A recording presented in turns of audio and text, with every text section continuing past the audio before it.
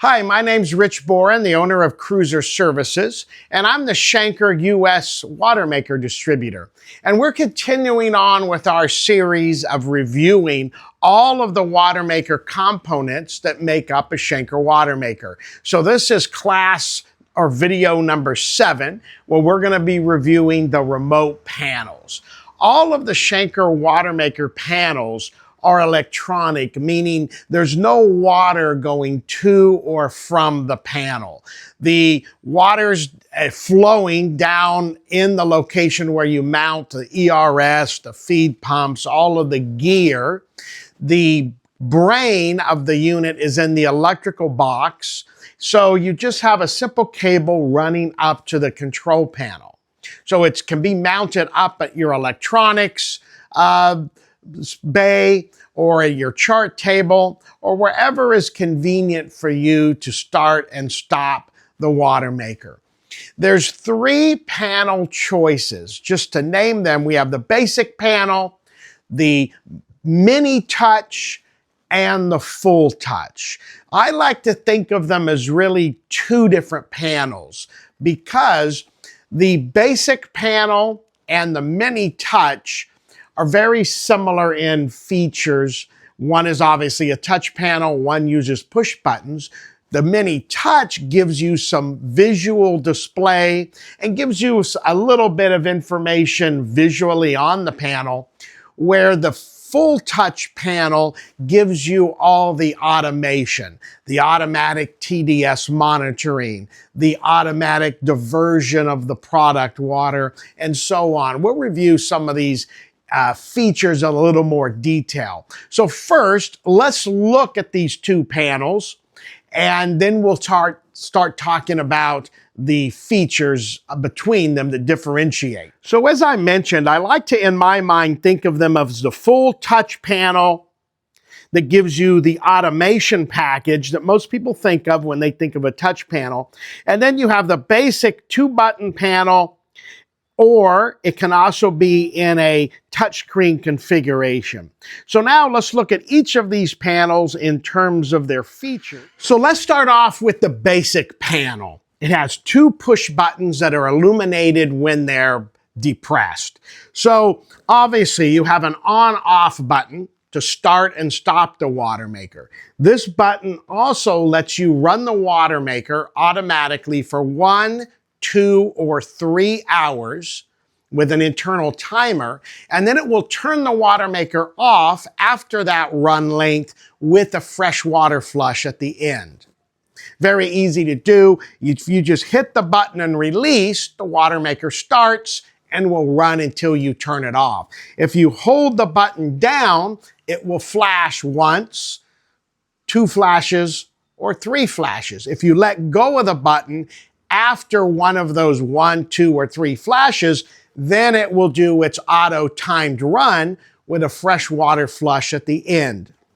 The flush button, if you hit the flush button, the unit will do its freshwater flush. It will open the solenoid, start the feed pump, fresh water from your galley is pushed through the Watermaker and then pulled into the feed pump and then pushed through the Watermaker, through the energy recovery pump, and out the brine discharge. If you hold the button down and release it after the first series of flashes, that's what we call an aggressive flush. So rather than a 1-minute freshwater flush, it'll be a 3-minute freshwater flush. Now, there's one other feature. If you hold it down past the first flash of lights and then release it after the second flash of the light, now it will go into the automatic flush mode. The light will flash every 30 seconds to tell you that it's in auto flush mode, that auto flush is engaged.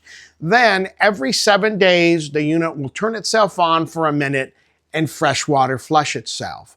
So this basic panel with 2 buttons has all of the features that most cruisers want and need in a Watermaker. Start, stop, timed runs of 1, 2, and 3 hours with a freshwater flush, an aggressive flush, and an auto flush, all from the simple basic panel.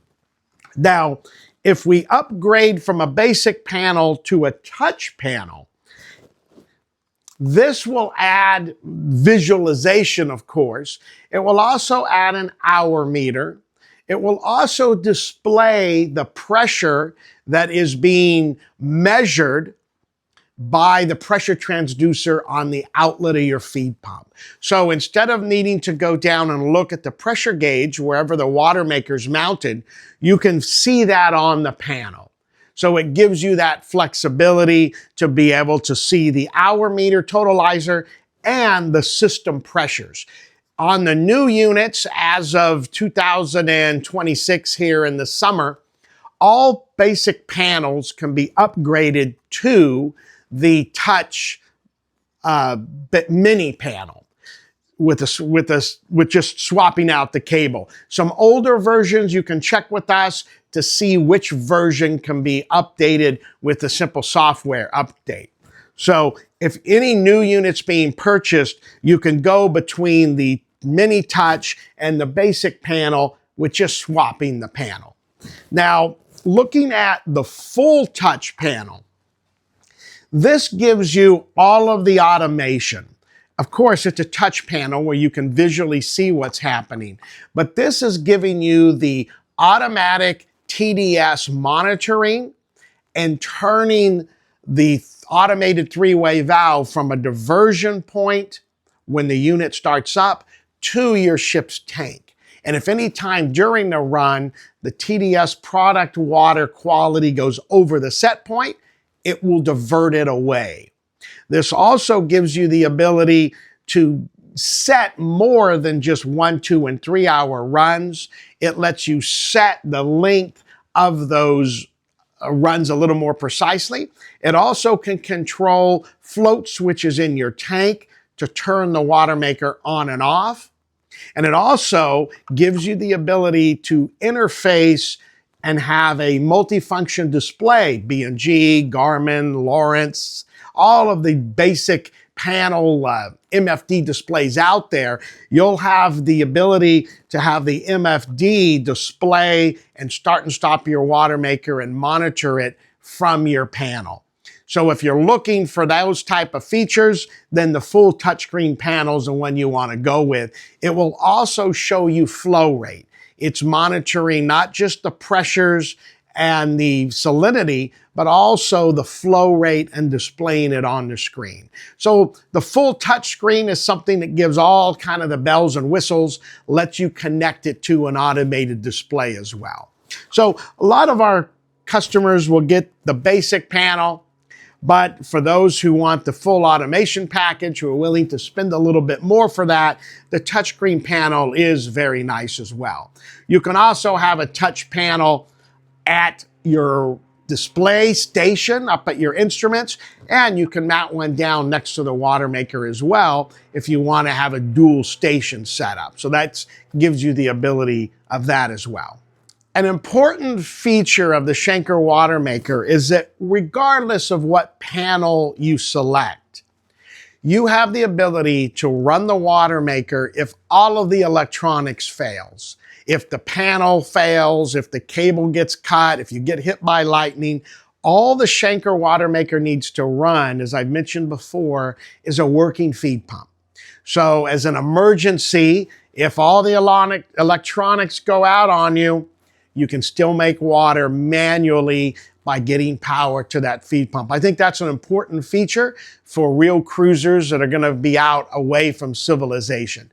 If you have a failure of any of the electronics, you can start and stop it right from your electronic control box, as well as freshwater flushing. Okay, a question I often get is, I have a Schenker, or I think I want the mini touch panel or the basic panel. At a later point, can I just buy the touch panel?